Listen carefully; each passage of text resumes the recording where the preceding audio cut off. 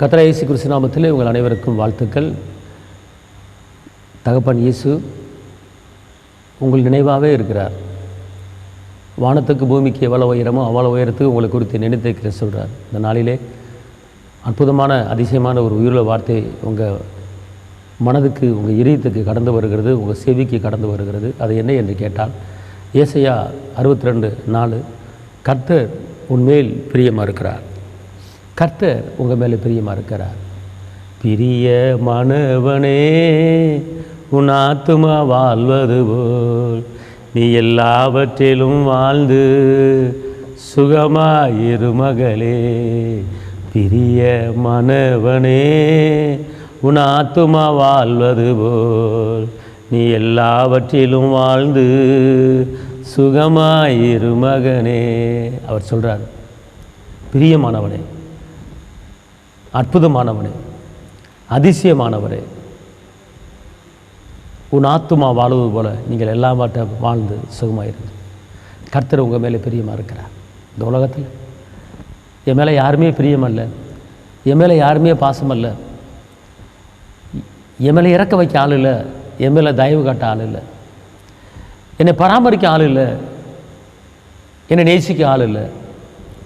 தள்ளப்பட்ட நிலைமையில் நான் இருக்கிறேன், ஒதுக்கப்பட்ட நிலைமையில் நான் இருக்கிறேன், விழுந்து போன இடத்துல நிற்கிறேன், என்னால் எழும்ப முடியல என்று நீங்கள் கலங்கி தவித்து கொண்டு இருந்தால், இந்த உலகத்தில் யார் உங்களை நேசித்தாலும் நேசிக்கலையோ, யார் உங்கள் மேலே பிரிய வைக்கிறாங்களே பிரிய வைக்கலையோ, ஆனால் வானத்தையும் பூமியை உண்டாக்கின சர்வ வல்லவர் உங்கள் மேலே பிரியமாக இருக்கிறார்.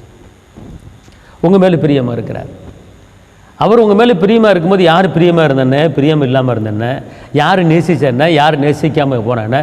இயேசு உங்களை நேசிக்கிறார்ல. தாயின் கருவிலை உருவாக்கும் முன்னமே அறிந்தவர், உலக தோற்றத்துக்கு முன்னமே அறிந்தவர். உங்களை கைவிடுவாரா? உங்களை அம்போன்னு விட்டுருவாரா? சோர்ந்து போகாதீர்கள். நீங்கள் இழந்ததெல்லாம் திரும்ப பெற்றுக்கொள்ளும்படி கர்த்தர் பெரிய காரியங்களை செய்ய போகிறார்.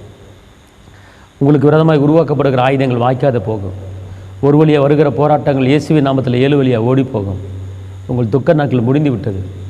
காரணம், அவர் உங்கள் மேலே பிரியமாக இருக்கிறார். அவர் உங்கள் மேலே இரக்கமாக இருக்கிறார். அவர் உங்கள் மேலே தயமாக இருக்கிறார். அப்படிப்பட்ட தெய்வம் தான் இயேசு. இயேசு போல் இரக்கமுள்ள அவர் யாருமே கிடையாது. இயேசு போல் அன்பான தெய்வம் யாருமே கிடையாது. அவர் தான் இரட்சகர். உலக மக்களின் பாவங்களுக்காக தன்னையே பலியாக ஒப்புக் கொடுத்த தெய்வம் ஒரு ஒன்று இயேசு மட்டுமே.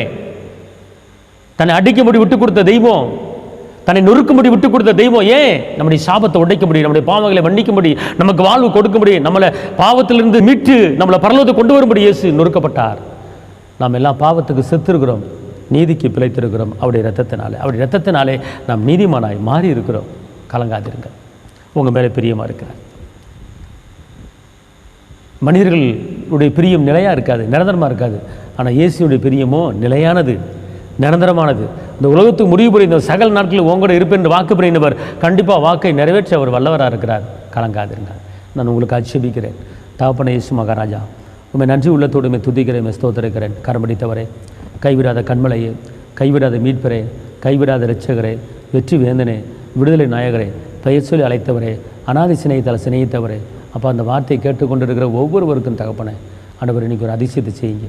அதிசயங்களை காண பண்ணுங்க. இரத்தத்தின் வல்லமை, பாதுகாப்பின் வல்லமை, கிருபின் வல்லமை கூட இருக்கட்டும். மேலான காரியங்கள், உயர்வான காரியங்கள், கிருபியான காரியங்களை செய்ய, தேவைகளை சந்திங்க, காத்துக்கொள்ளுங்க, பலப்படுத்துங்க. இயேசுவின் நாமத்தில் பிதாவே, ஆமென். கர்த்தர் உங்களை ஆசீர்வதிப்பார். ஹல்லேலூயா.